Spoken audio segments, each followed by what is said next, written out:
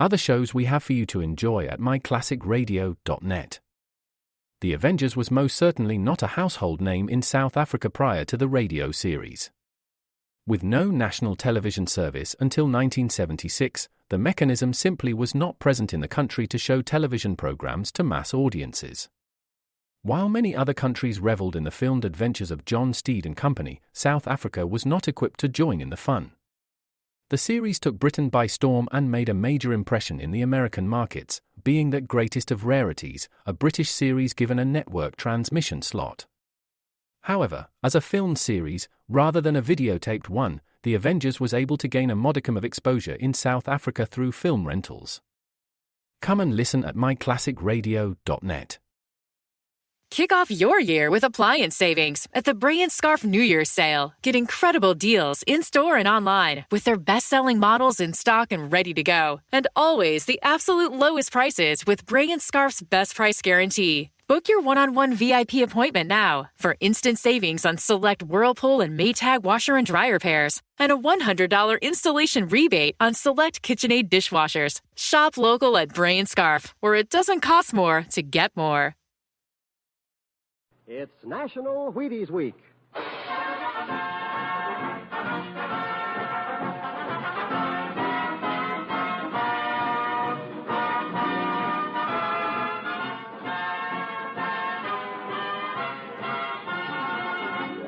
Yes, it's National Wheaties Week, and Wheaties presents Dangerous Assignment.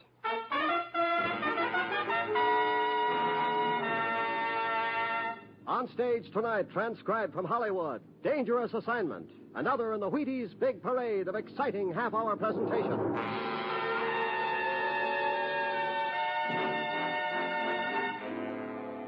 Dangerous Assignment, starring Brian Donlevy as Steve Mitchell.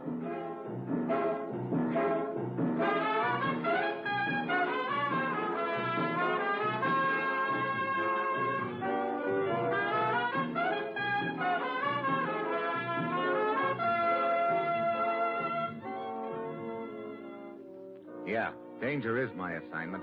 I get sent to a lot of places I can't even pronounce, but they all spell the same thing, trouble.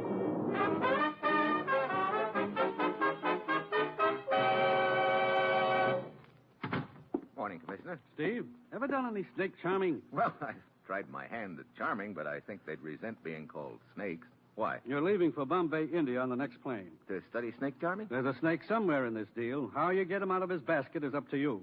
What's the deal? An American named Carter went to the Indian province of Kwalani to sell farm machinery. But when the Maharaja's inspector staged a surprise inspection of some of the crates, he found guns and ammunition there instead. Gun running. What some guys will do for a buck. The case against Carter was based on the testimony of a man named S. Gouda. He testified he'd seen Carter dealing with a native agitator, that Carter had opened a crate of guns in his presence and had been paid for them. Pretty convincing testimony. Yes, but right after the trial, this Gouda disappeared. Yesterday, he got word to us that he was hiding down in Bombay. He wants to talk to one of our agents secretly. You're the one he's going to talk to. Okay, you got his address? Yeah, here it is. Steve, for obvious reasons, this has to be done undercover. You can't reveal your identity, and you've got to get Gouda before the outfit he lied for does. Well, that's it. You've got your assignment. Good luck.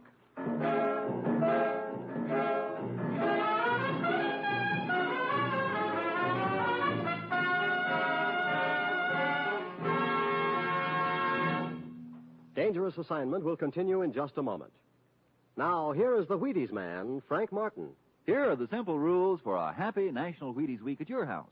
Go to your grocer, buy some Wheaties, and start your breakfast with them every morning. See if you don't honest and truly feel a difference. See if the vitamins and minerals whole wheat has to offer don't add up to energy the Wheaties way. There's a whole kernel of wheat in every Wheaties flake, you know. A whole kernel. So, won't you join us?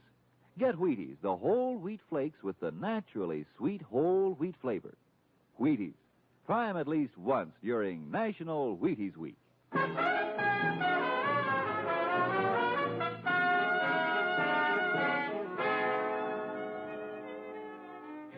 Yeah, I've got my assignment.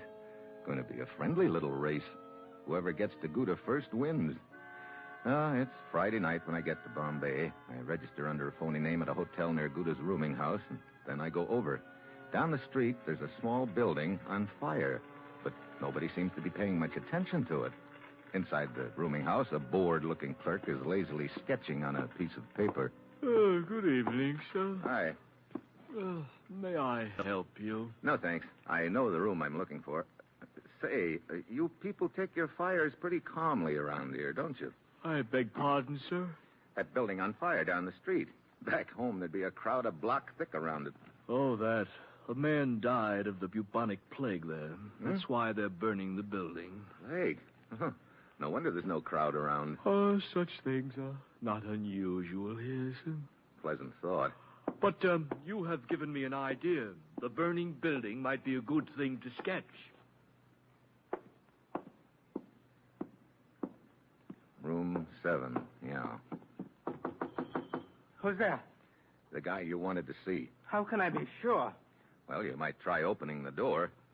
You alone? Yeah. Come on, open up, Gouda. You must not mention my name. Come in, quickly. Now, your credentials, please. Here they are. So, did anyone follow you here? Not that I know of. Why? I had to go out for a while this evening. I believe someone was following me, but I managed to give them the slip. Look, what is this that you want to tell me? I was paid to give false testimony against the American, Carter. I see. Who paid you and why? But they only gave me half the money they promised me. Who's they? The ones who really smuggled the weapons into Kualani province. They said if I tried to betray them, they'd kill me. But I will have my revenge. If I tell you their names, you must protect me from them. Oh, I'll do what I can. Very well. There are 2 of them involved. The closet.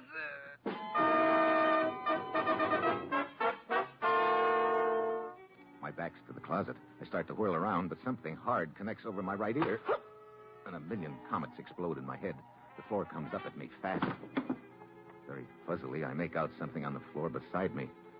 A man's heavy identification bracelet with a peculiar crest on it.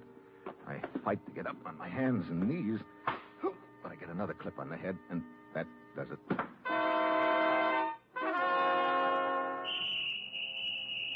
Gouda is dead when I come to. The gun is in my hand. The bracelet's gone, and the police whistles are splitting the air. I hear steps pounding down the hall. So I jam the gun in my pocket and head for the window just as the door opens. Here he is, out in the alley. The clerk, you would have to be out here. Police, quick! Shut up. Police, here he is. Here he is. Sorry, Buster.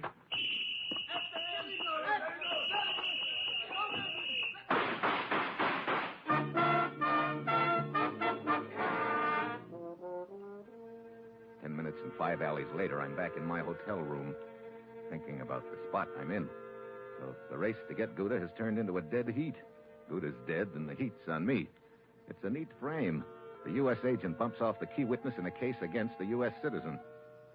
Well, morning comes, and I get hungry, so I go downstairs. A little beady-eyed gent in a turban is sitting in the lobby, but when he spots me, he jumps to his feet. There he is. The man the police are after. Help! Police! So I'm on the run again. I go out the back door and down the alley, wondering how Beady Eyes was able to identify me. I slip into a little Chinese restaurant down the street. Good morning, sir. Hi. How about a little breakfast? Oh, but of course. Tea and rice. No, ham and eggs. Oh, so sorry. Tea and rice. That's all you got? Dried fish? I'll take tea and rice. Oh, here is newspaper. You like to read about big excitement last night? Excitement? Oh, please, sit down. We'll wipe off table. What excitement are you talking about? Oh, it's all in newspaper. We'll turn back to first page. Killing last night, only short distance from this place. Man got away. But I know what he looked like. Huh? How do they know? Oh, clerk at rooming houses, artist student. He draw good picture of killer. What? See, big sketch of killer's face. You see, he looks like his face. Oh, please to excuse me. One moment. Must see what's going on in the kitchen.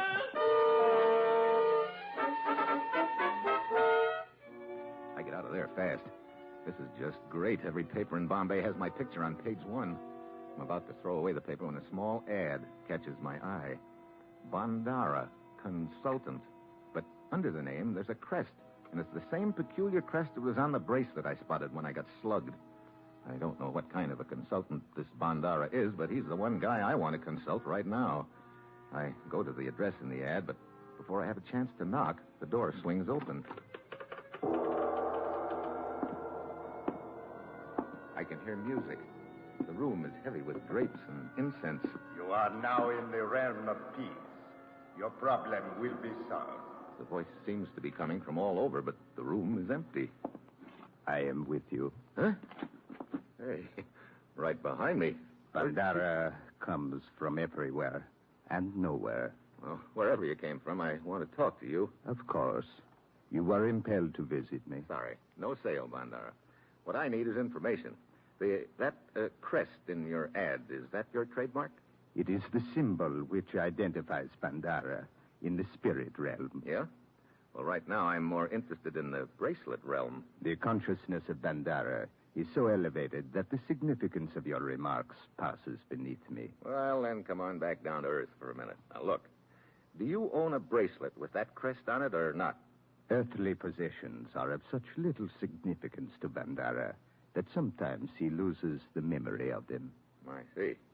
It sounds like Bandara's got quite a convenient memory. I suppose you've also lost the memory of where you happened to be last night. I do not seem to recall. I may have been in a trance. Yeah. And you may have been putting me in a trance with a gun barrel over the ear. Bandara's only weapons are words of wisdom. You are now in the realm of peace. Your problem will be solved. Brother, with the props you've got, you could make a fortune in Hollywood.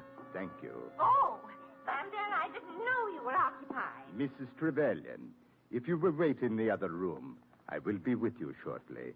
I believe this gentleman is about to depart from the realm of Bandara. Righto. And how's the little romance coming along, Bandara? Earthly attachments are but symbols, Mrs. Trevelyan. Oh, of course. It's frightfully difficult to realize that at times. I believe you were about to... Yeah, depart from the realm of Bandara. But don't be too surprised if I return to the realm soon. Outside, there's a girl coming along the sidewalk reading the newspaper. She glances at me and hesitates and gives me another look. Then her eyes flick back to the newspaper. She speeds up and turns into the shop next door. I catch up with her just as she reaches the telephone. Oh. Hang up. Get away from me. I'm not kidding. Hang up. That's better. All set to call the cops, huh? What do you think? Come on, we're going to walk. Where are we going? I don't know. Come on. What good do you think this is going to do you? Pictures plastered on every paper in town. You're an American, aren't you? So what? So am I. So what again? Look, brother, you might as well kill me now, because you're never going to shut my mouth any other way. Why? You're not another American to me. You're just a trip home. I'm tired of this stinking place, and I'm broke. There's a reward out for you. I know that. I can't go back to my hotel. You live alone? Yeah. No. I think you were right the first time. Okay. Come on. We'll go to your place.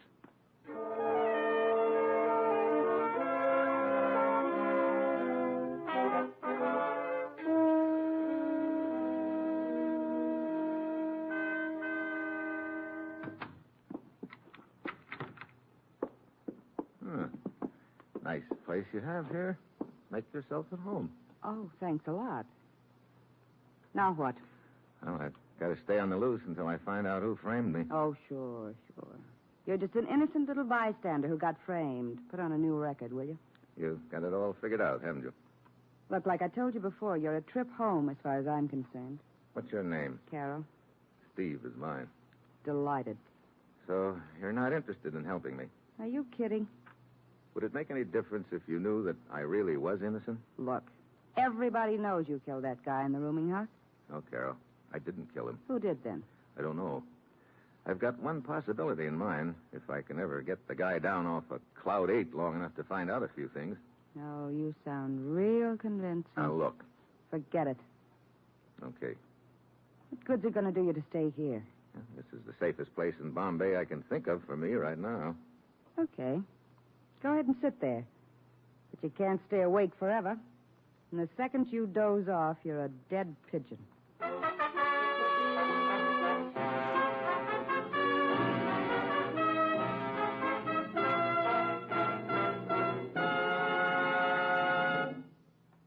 Say, did I tell you folks, it's National Wheaties Week.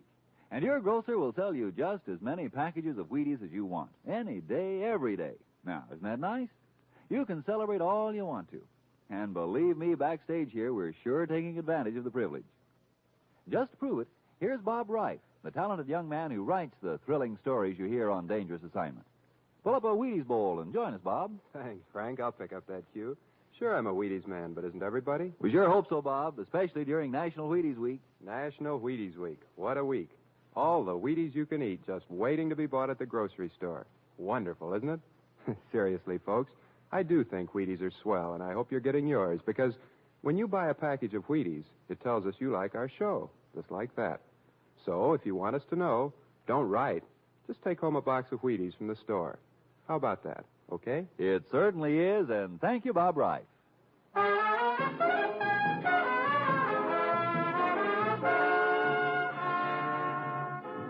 And now, back to Dangerous Assignment and Steve Mitchell.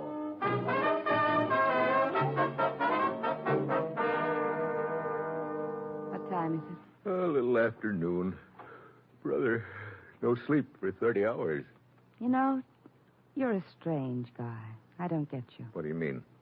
I should think you'd be trying to figure a way to get out of town. That's just what I would be doing if I were guilty. If you were... Isn't it? Yeah, I guess so. I mean... Oh, I don't know what I mean. Oh, boy, that sunlight feels good. You know, when this deal's over, I'm going to hit the sack for about a week. I guess you've been through a lot, haven't you? Yeah. Believe me, it's not habit forming. Well, you're safe for the time being. Just relax. Yeah, I'm so relaxed right now anymore.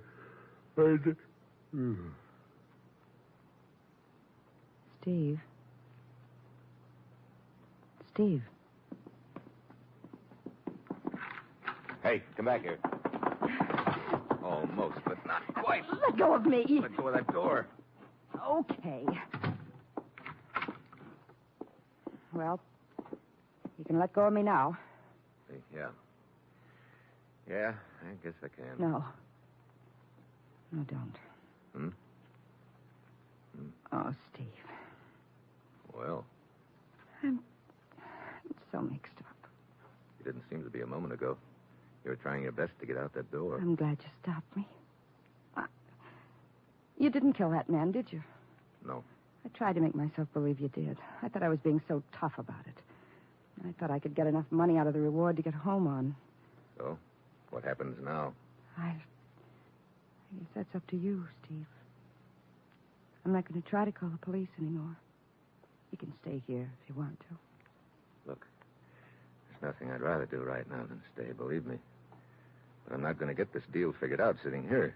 Where are you going? To the realm of peace. Huh? Skip it. I'll tell you about it when I get back. Okay.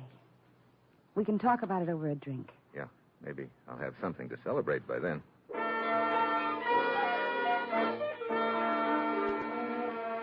I take the side streets to Bandara's place. On the way, I spot a guy following me. I've seen him before, then it registers. He's the little beady-eyed gent who identified me in my hotel lobby early this morning.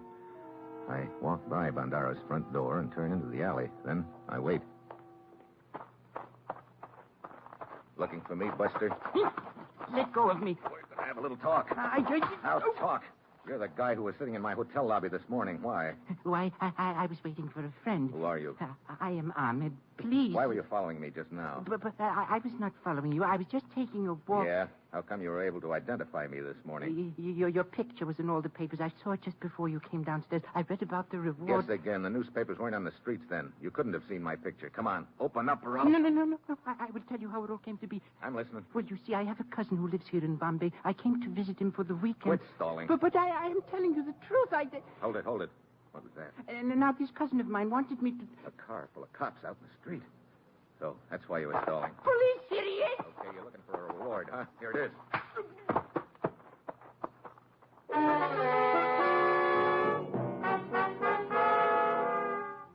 I duck around to the back of Bandara's place and find a window that's unlocked. I open it and ease myself in. I'm in Bandara's bedroom. It's empty. I start tiptoeing through the room. Then I freeze. There's a painting on the wall. I take a long look at it. Good afternoon. Huh? Well, you specialize in popping out of nowhere, don't you, Bandara? Most people who seek my help specialize in entering through the front door. You must have an electric eye on these windows, too. Those who seek to enter the realm of peace by stealth do not find peace. Well, maybe not, but sometimes they pick up a little information. A little information is a dangerous thing. Well, it's better than none. Strange. I have no consultations at this hour. Who is in charge here? This is the police. Hey. Police? Bandara has no traffic with the police. What do they want with me? You go find out. I'm leaving. I go out the same way I came in, the back window. I know they're closing in on me. Unless I think of something fast, I'm a dead pigeon. Then I spot a battered delivery truck down the alley. The driver's just sliding in behind the wheel when I get in with him. I recognize you. I thought you would. No. Do not get back there. Too late. I'm already back here. Get this jalopy started. Very well. Okay, let's go. Look. What? Down the end of the alley. Cops swarming all over the street. Okay, we're going through. But they will stop my truck. Don't let them look back here. But what will I tell them? That's up to you. So you better think of something real convincing. Because I'm going to be lying here beside this box in back of you. And my gun's pointed right at the back of your head. Halt! Okay, pull up. Get out. We're going to search your truck. But why? We're looking for a fugitive. I said get out. No, you cannot search this truck. What's that? I said you cannot search this truck. So, then the fugitive is here. No, I am carrying a dead man. Let me inspect this dead man. Very well, but this man died of the bubonic plague. What? Get your truck out of here at once!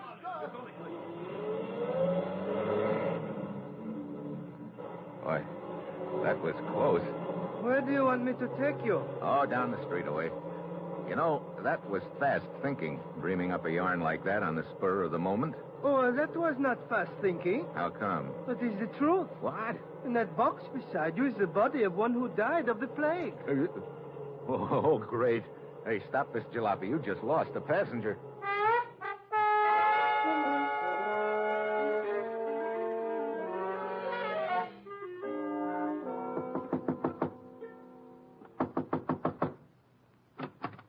Steve, Hi, Carol. I'm so glad you got back all right.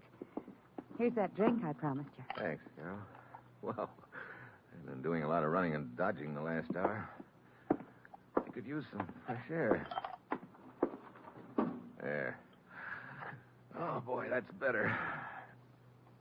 I needed that. Hey, you're a fast drinker. You want another? No, thanks. Were you able to find out anything? Yeah. It looks like the deal's starting to fall into place. Oh, I'm glad. Where's this realm of peace you said you were going to? A place owned by a guy named Bandara. You think he's involved in the killing? I did think so, but I don't anymore. I guess it goes together something like this, Carol. Suppose an outfit wanted to smuggle some guns into an up-country province. Smuggle guns? Yeah. Just bear with me. I'm thinking out loud. So these gun runners smuggle them into the province in crates of farm machinery. When the plot is discovered, it's a pretty easy thing to frame Carter, the owner of the company, who doesn't know what's been going on. How are you leaving me way behind? Yeah. The gun runners pay a guy named Gouda to testify against Carter, but they don't pay him enough.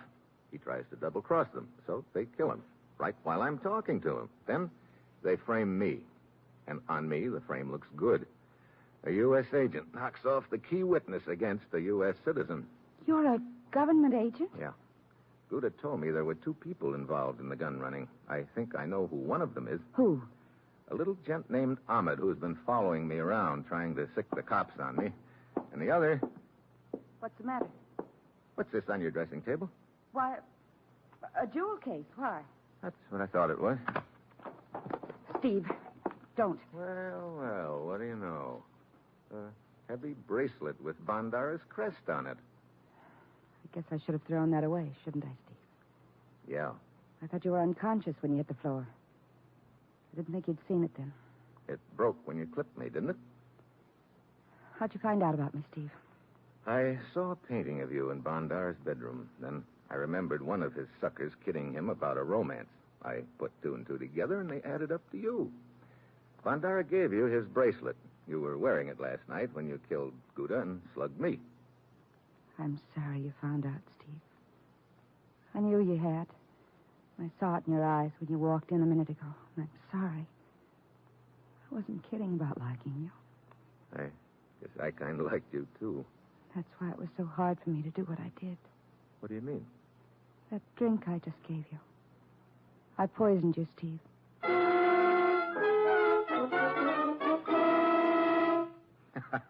You didn't really poison me. You're kidding me. I'll bet...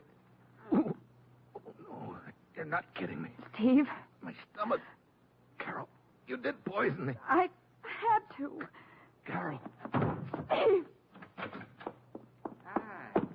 It is all over, so. Yeah. It's all over, Ahmed. You had to do it, Carol. He got away from me at Bandaras before the police could get there. But now it is simple. I'll take his body somewhere and notify the police. We're in the clear. Yeah. So, he's very heavy, this Steve Mitchell. Let me give you a hand. Steve! I mean a fist. Oh, no, Carol. You're not leaving. Let go! Sit down. The poison. I saw you drink it. No, you didn't. I had you pegged when I walked in. I wasn't about to accept any hospitality from you. I poured the drink out the window when my back was turned to you. Then why the fake collapse? To nab your partner, Ahmed. You still don't have any evidence. Oh, Ahmed's the jittery type. I'm sure I can make him spill the whole story to the police. Steve, you've got to listen to me. I didn't know what I was doing. Give me a break, Steve. Let me go away. Maybe later we... Save it, Carol, save it. I'm taking you both in. You know, we could have made beautiful music together, but now it's Ahmed who'll do the singing. And I bet his notes are going to sound real sour to you.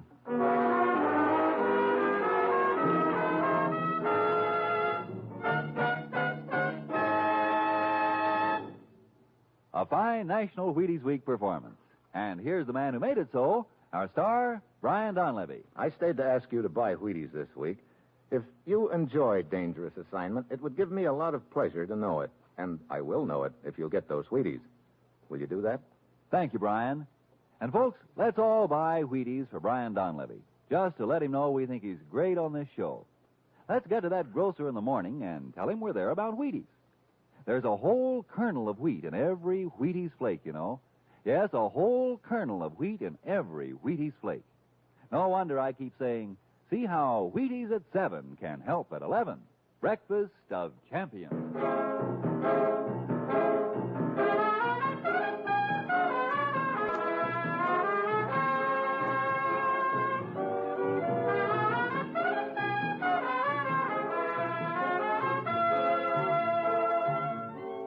Dangerous Assignment, starring Brian Donlevy as Steve Mitchell, is written by Bob Reif, with music composed by Basil Adlam and conducted by Ralph Hollenbeck, and is produced and directed by Bill Karn.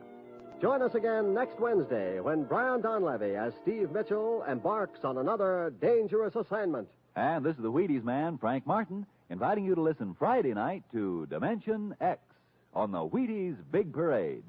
See you then. And remember, it's National Wheaties Week.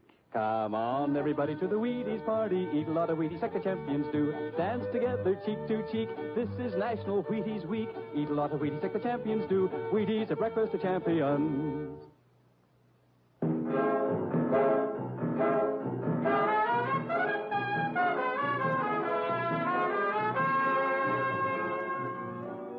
We can prevent the overwhelming number of forest fires which each year blacken vast areas of our precious woodlands.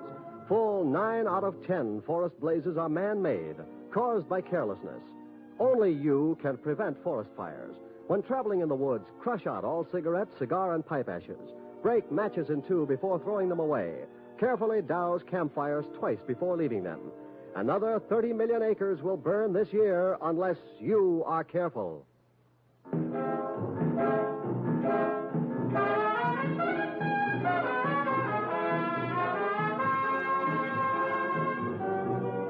Dangerous Assignment came to you transcribed from Hollywood. In just 2 weeks, the great Gildersleeve returns to NBC.